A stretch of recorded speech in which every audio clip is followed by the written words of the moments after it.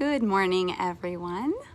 I am Allie Richmond, and I'm a health coach here at Natural Heart Doctor, home of the 100-Year Heart.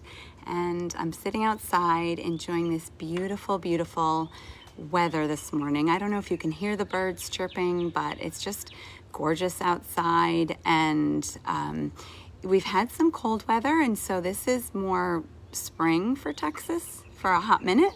And then it'll be summer very quickly. Summer's to follow in a few days, I'm sure. But right now it's just beautiful, and I'm taking advantage of this weather. I take time to come outside and sit outside to work, and just just being outside while I'm working is helpful. So we're going to talk about a little bit about that today, how sunshine is good for the heart, and how we can make habits of getting outside in the sunshine and into nature. So without sunshine, there really isn't life as we know it now, right? We need the sun, and we always have. It's such a great energy source, and as Dr. Wolfson's always saying, it's our solar panel. It tells the body to perform so many different actions, and I'll get into that more in a little bit, but it really, really benefits the heart.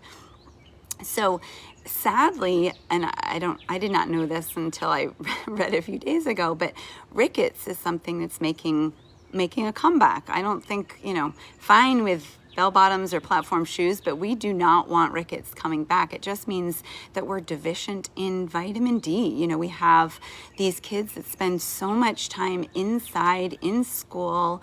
There's something to be said for just not putting them in school so that they can spend time outside. It's really the most beneficial. But between, from children to adults, there's just a lot of time that we're spending indoors under artificial lighting and not out in the beautiful sunshine.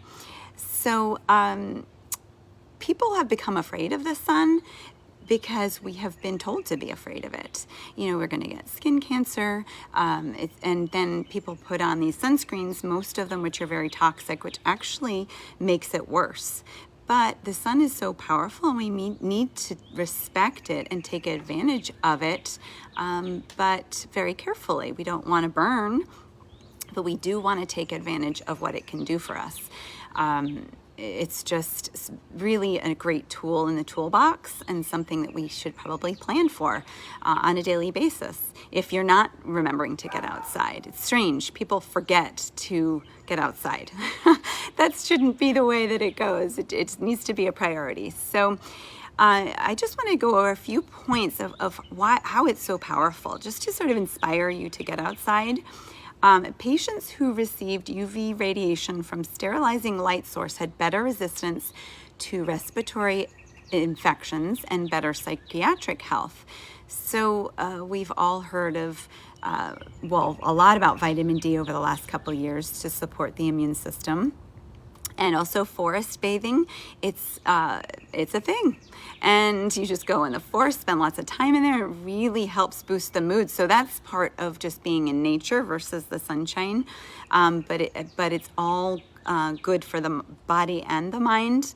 And also remember, during the Spanish flu, they would wheel patients out just to be in the sunshine all day long. And these are the patients that actually fared better in the long run. So the active vitamin D targets over 2,000 genes. That's 10% of the human genome. It's crazy. We need to have that vitamin D, and we need to be making it on our own.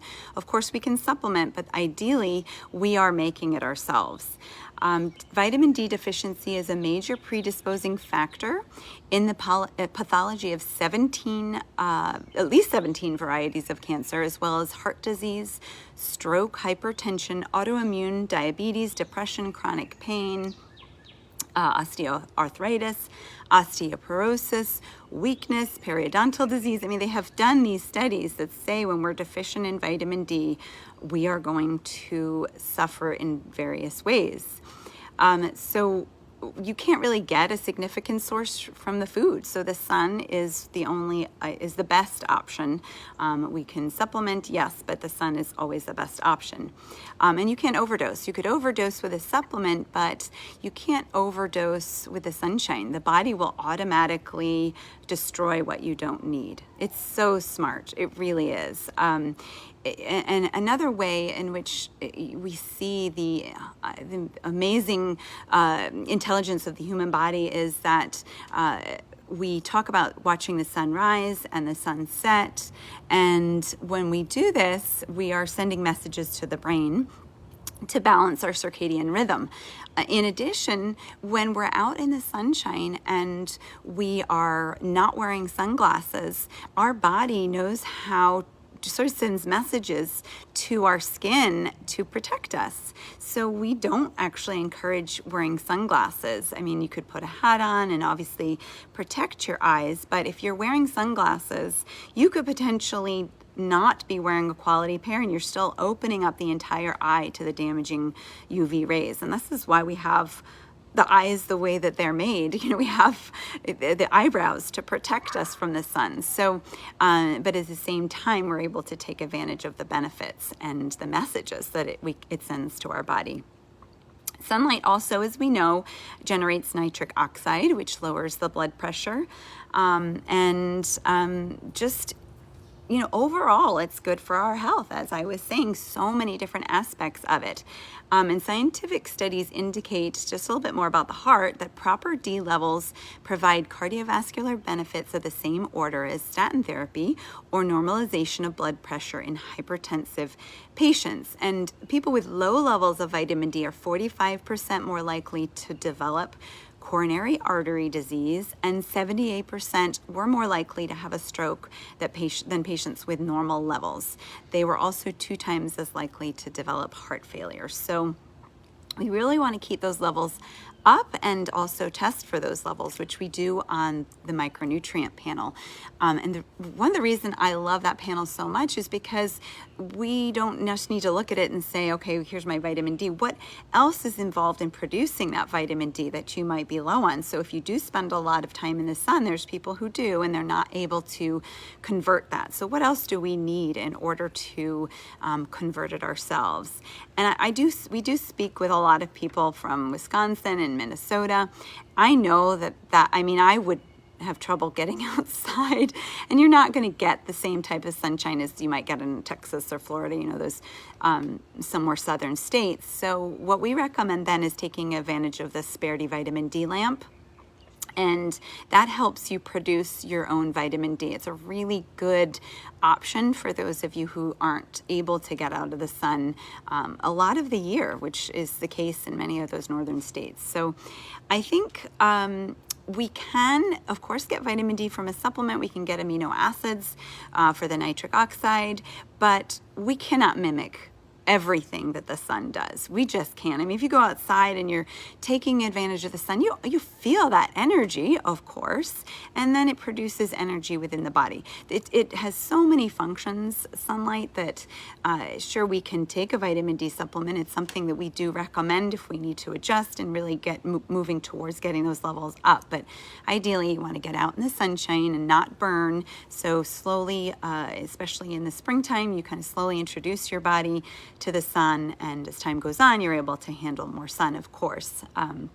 But getting out in nature is also really important. So not just the sunshine. I was speaking of the forest bathing. It reduces anger and fear and stress, heart rate, muscle tension, blood pressure. So just getting outside, in nature, whether or not it's this cloudy day, is really, really important. We are genetically programmed to look at nature. It's beautiful, and listen to nature. So this is our programming. And if we aren't outside, then we are really denying our primal need to be exposed to sunshine in nature. So I hope that inspired you to make a plan perhaps to get outside if you don't already. And for people who spend a lot of time inside working, it's really beneficial to even set a timer and just stop what you're doing.